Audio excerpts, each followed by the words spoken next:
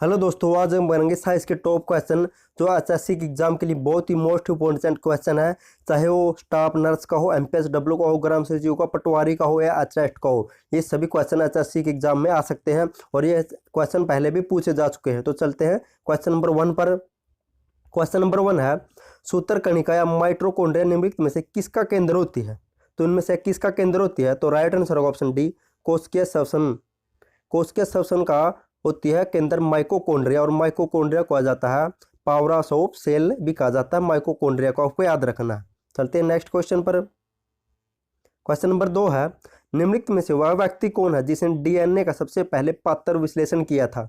तो इनमें से किसने किया था डीएनए का पात्र विश्लेषण? तो राइट आंसर होगा ऑप्शन ए, ऑर्थर कोनबर्ग ने डीएनए का सबसे पहले पात्र विश्लेषण किया था, आपको याद रखना। और ये जो हरविंद गोविंद खुराना है, इन्होंने कृत्रिम जीन की खोज की थी, आपको याद रखना है। और ये वाटसन और क्रिक ने खोज की थी, आपको ये कमेंट करके बताना किसने किसकी खोज की थी, आपके लिए मोस्ट इंपॉर्टेंट क्वेश्चन है।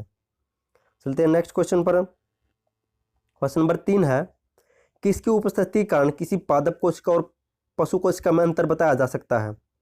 तो right answer option A, chloroplast की उपस्थिति के कारण पादप कोशिका और पशु कोशिका में अंतर बताया जा सकता है।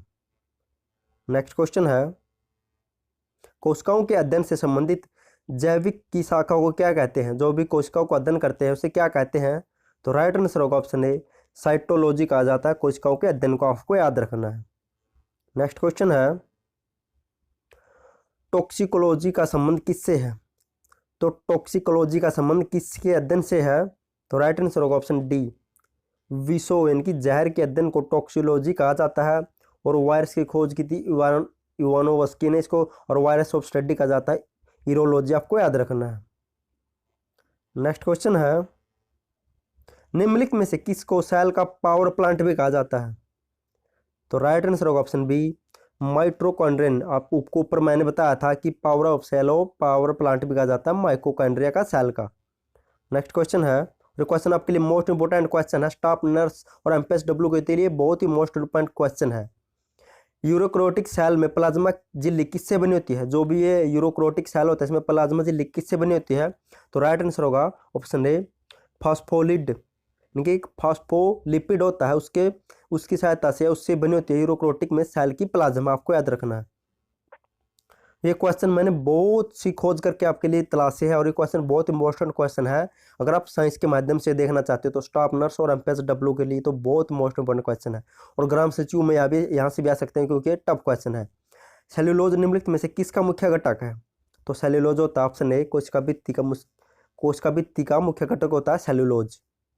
नेक्स्ट क्वेश्चन है, निम्नलिखित में से वह कौन सा पदार्थ है जिसका उपयोग खाद्य परिरक्षक के रूप में किया जाता है? तो राइट आंसर होगा ऑप्शन ए, सोडियम बेंजोएट का प्रयोग खाद्य को सुरक्षा देने के लिए, खाद्य सुरक्षा के लिए प्रयोग किया जाता है ताकि वह प्रदूषित ना हो, इसके लिए। नेक्स्ट क्वेश्चन है, आपको मिलान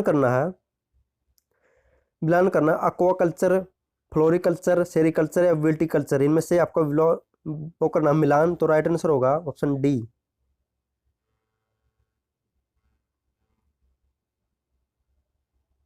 तो राइट आंसर होगा ऑप्शन डी, 4 3 1 2।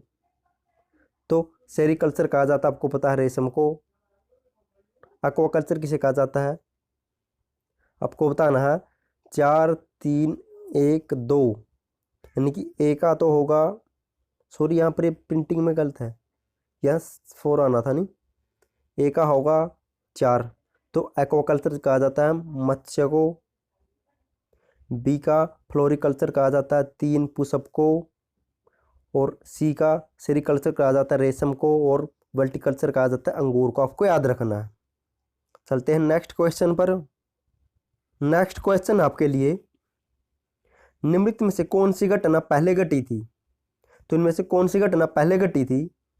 तो राइट आंसर होगा option A, James D Watson और फोसिक क्रिक ने डीएनए के जीन में जो भी होता है डीएनए की संरचना की खोज की थी। जीन में जो जीन होता है हमारे अंदर उसमें डीएनए की खोज की थी, सबसे पहले यह घटना सबसे पहले घटी थी। और फिर आता है ये यूरी गैगरिन प्रथम अंतरिक्ष यात्री थे, आपके लिए एक्स्ट्रा फैक्ट है। और डॉक्टर क्रिस्टिन बर्नार्ड ने विश्व में सबसे पहले मानव हृदय का रोपण किया था। और यूके के विश्व का सबसे पहले टेस्ट ट्यूब शिशु लुई ब्राउन ने पैदा की थी। आपको याद रखना, आपके लिए मोस्ट इंपोर्टेंट फैक्ट है ये एक्स्ट्रा। नेक्स्ट क्वेश्चन है, जीवित जीवों का संरचनात्मक और क्रियात्मक एकक क्या होता है? तो संरचनात्मक और एकात्मक इकाई क्या, आपको ये बताना है। तो राइट आंसर होगा ऑप्शन ए, कोशिका जीवित जीवों की संरचनात्मक और क्रियात्मक इकाई होती है। नेक्स्ट क्वेश्चन है, निम्नलिखित में से किस कोशिका द्रव्य कोशिकाओं को यूरोक्रोटिक कोशिकाओं के भीतर प्रोकैरियोटिक कोशिकाएं माना जाता है? तो राइट आंसर होगा ऑप्शन डी, ग्लाइकोऑक्सोमोस। ग्लाइकोऑक्सिसोम को कोशिका द्रव कोशांग में यूरोक्रोटिक कोशिकाओं के भीतर प्रोकैरियोटिक कोशिकाएं माना जाता है। आपको क्वेश्चन याद रखना, मोस्ट इंपोर्टेंट क्वेश्चन आपके लिए। नेक्स्ट क्वेश्चन है, प्रतिजन क्या होते हैं? तो राइट आंसर ऑप्शन सी, प्रतिरक्षी निर्माण के लिए उद्दीपन का काम करते हैं, प्रतिरक्षी के निर्माण में हेल्प करते हैं प्रतिजन। नेक्स्ट क्वेश्चन है, आनुवांशिक सूचनाओं का मास्टर कॉपी कहाँ होता है? जो वे हमारे शरीर में आनुवांशिक सूचनाओं की होती है उनका मास्टर कॉपी कहाँ होता है? तो right answer option D, DNA में होता है आनुवांशिक सूचनाओं का मास्टर कॉपी। नेक्स्ट क्वेश्चन है, सेलुलोसिक भित्ति किसके सेलों में पाई जाती है? सेलुलोसिक भित्ति किसके सेलों में पाई जाती है? तो राइट आंसर ऑप्शन डी है, पौधों की सेलों में पाई जाती है सेलुलोसिक भित्ति। नेक्स्ट क्वेश्चन है, नग्न आंखों या नंगी आंखों से देखे जा सकने वाले कोषाणु का सबसे छोटा आकार क्या होता है? जो हम अपनी आंखों से देख सकते हैं सबसे छोटा से छोटा आकार क्या होता है? तो राइट आंसर ऑप्शन सी, 100 माइक्रोकॉन सबसे छोटा से छोटा कोषाणु का आकार होता है जिसे हम अपनी आंखों से देख सकते हैं। नेक्स्ट क्वेश्चन है, कोशिका किसके कारण स्फीति होती है? तो कोशिका किसके कारण स्फीति होती है? तो राइट आंसर ऑप्शन सी, अतः प्रसारण के कारण कोशिका स्फीति हो जाती है, यानी कि कोशिका में कमी हो जाती है। नेक्स्ट क्वेश्चन है, निम्नलिखित में से कौन सा पादप रंजक लाल एवं सुंदर लाल प्रकाश क्षेत्र में अवशोषित होता है?